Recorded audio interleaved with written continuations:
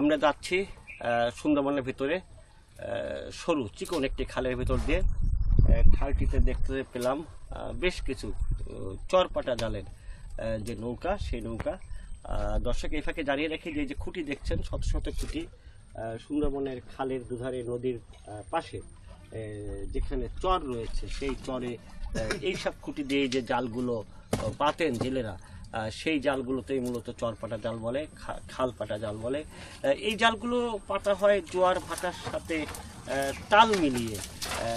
ভাটার একদম শেষ সময় জালটিতে তারা চরের চারিপাশে একটা ব্যাপক এলাকা জুড়ে পেতে রাখেন এবং ঠিক জোয়ারে পূর্ণাঙ্গ জোয়ারের সময়টিতে তারা সেই জালটিকে টেনে পানির উপরে তুলে দেন এবং ভাটায় আবার যখন ভাটা হয় একেবারে ভাটার শেষ প্রান্তে তারা সেই জালগুলো আবার তোলেন এবং যে মাছগুলো জঙ্গলের ভূমিতে মূলত ঢুকে থাকে খাওয়ার আশায়, সেই মাছগুলোই এই চরপাটা খালপাটা জালে আটকা পড়ে থাকে।